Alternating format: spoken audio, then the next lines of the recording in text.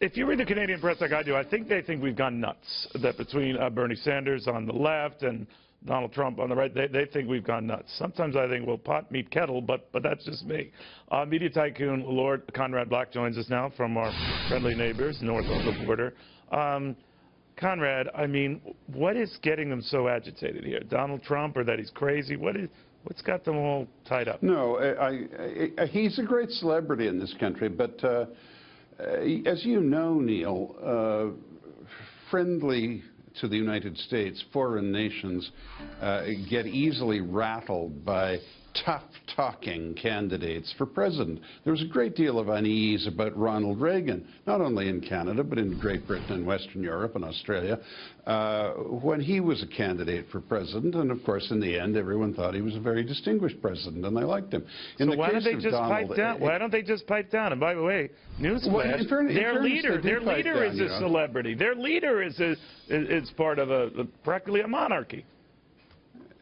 Well, that is overstating it a bit, but but you get the point. It's cable. Canada, no, but Neil, you got to let me answer here. Canada is piping down. It's not a great topic of discussion. You're referring to one poll, which merely said that they find Donald grating stylistically, I'm looking at six newspaper headlines. You're covering up for your. Oh yeah, but you're covering up for your. No, but the kid. No, in the first place, I'm technically British, but I'm a Canadian resident. But no, I am not. The fact is, it's not a great subject of discussion, and the media, as I need not tell you, makes what it can out of what it's got to work with. And there is a body of opinion, and it's quite well represented in the United States itself, that Donald is a racist. Now, he isn't, but he sometimes can be mistaken for one. And that he's a sort of vulgar, garish man who boasts about his money and talks about, I'm the greatest and everything will be great. And I know, and you know, I guess, that it's just American positivism. It's just Donald. He's a promoter, and he's a positive-minded person. But foreigners don't always understand that. They like How will they feel if he people. becomes president? If he became president, you mentioned Ronald Reagan. They kind of warmed to him. It took a while, but they did. How would it be with Trump? Sure.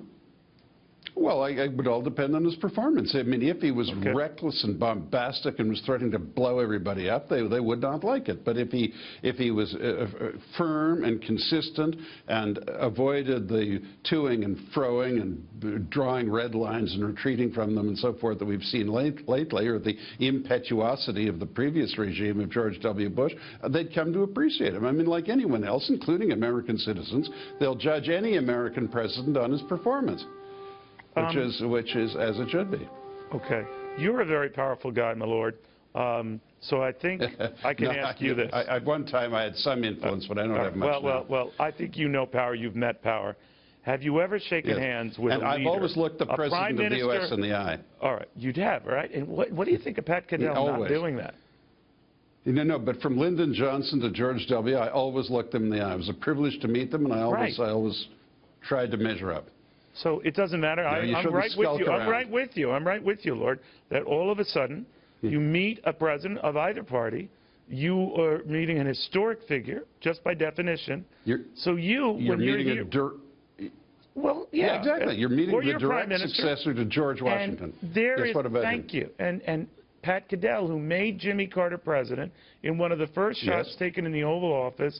There's Jimmy Carter. I know you can't see, but he's shaking hands with Pat. Pat isn't even giving him the dignity of a look back. What do you think of that? Well, maybe it's shyness, but you must always honor the great office of President of the U.S. Whatever you think of that person politically, that person is the direct successor to General Washington as head of your country. Do you think it shows a lack of class, a lack of humanity? I'd say the same meeting the Pope or meeting the British monarch or meeting the German Chancellor, the President of France. They're great offices, and you respect the office. And whoever holds it. You know that Pat has a long history doing this with Abe Lincoln.